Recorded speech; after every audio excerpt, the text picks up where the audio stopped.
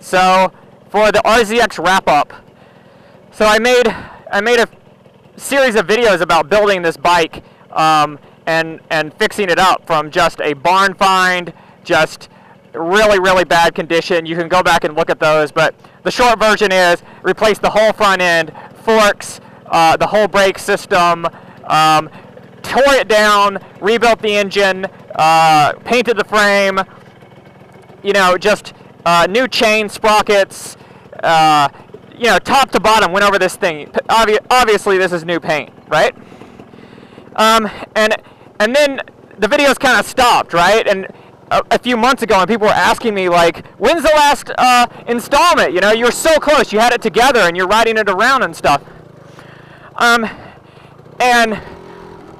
the truth is, like, when I bought the bike, it had a really bad bog.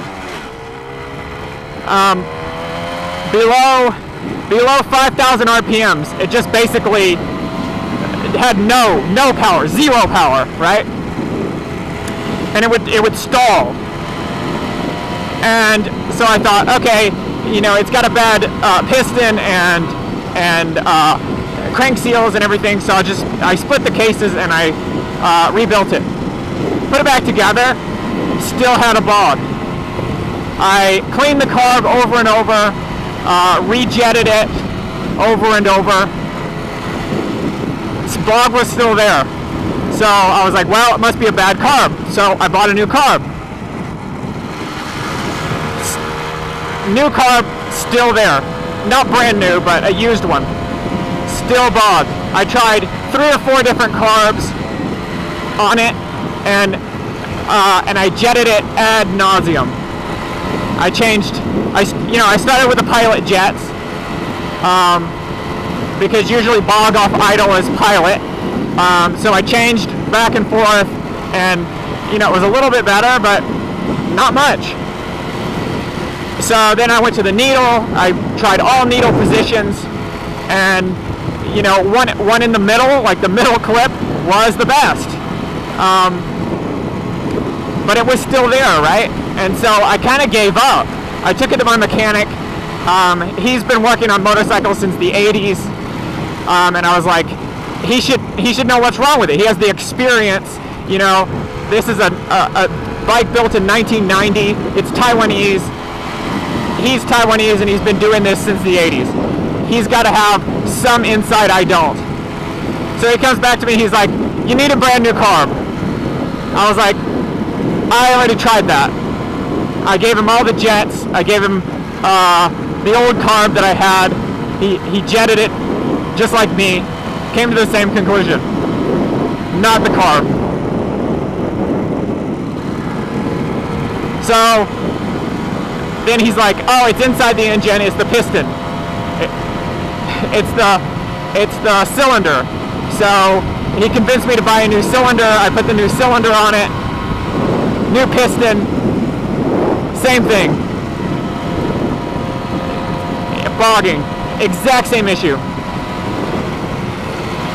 Then he's like, oh, it's the oil mixture. Well, I had checked the oil pump, and according to the specs in the book, and it seemed to be fine.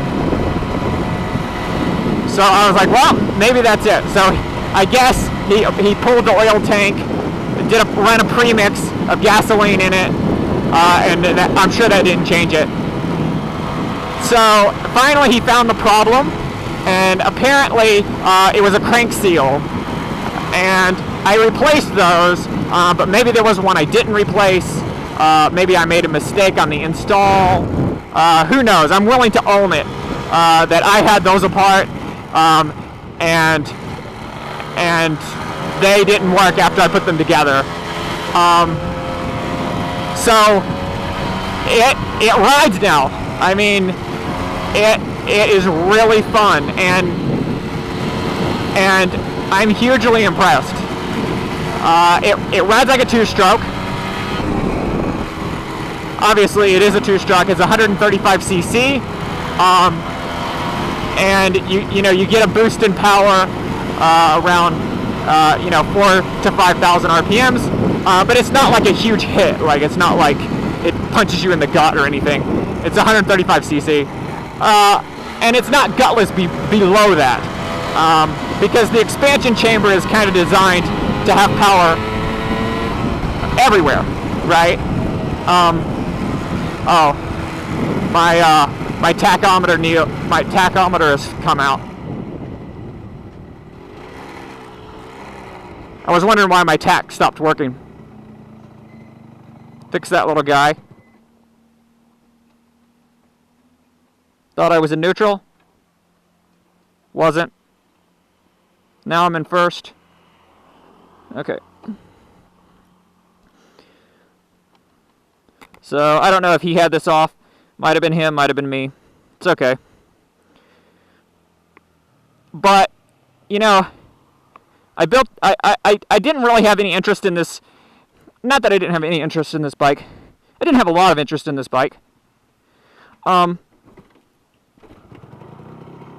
Yeah, it's kickstart, but it fires straight up. I didn't have a lot of interest in this bike because these days I just want to ride off road. But I do want a street bike.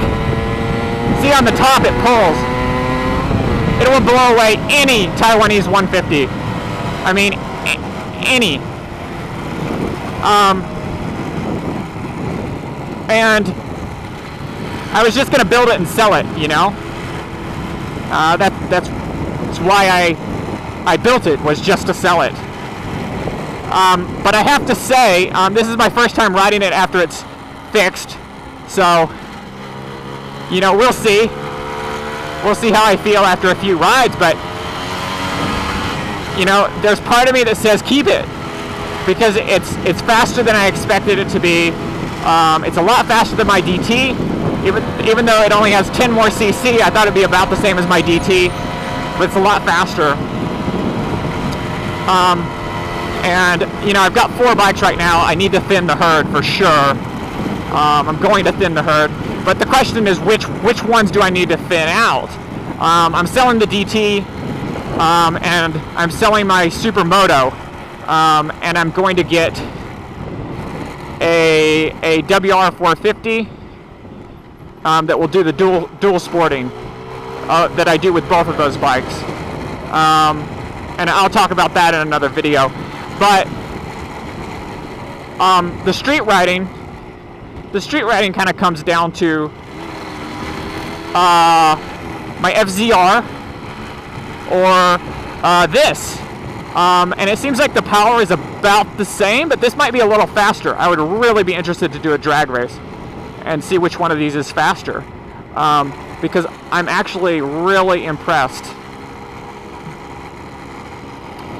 My FZR is a 200cc twin, V-twin, and I've been hugely impressed with it. I've taken on some big rides, rode it down to Tainan.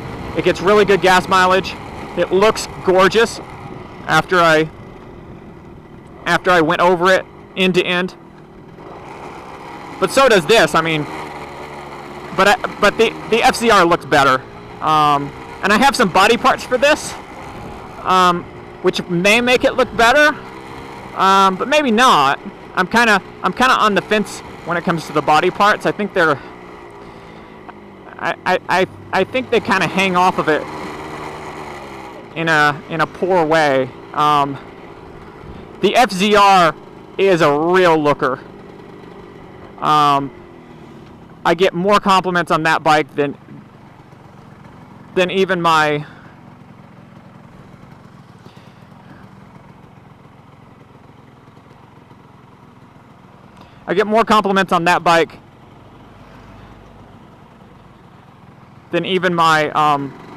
Supermoto that cost me 10 times as much, literally.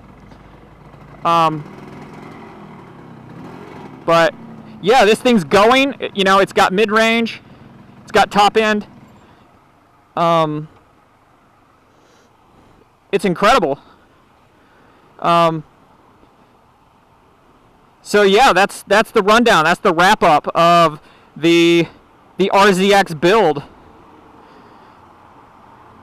Peace.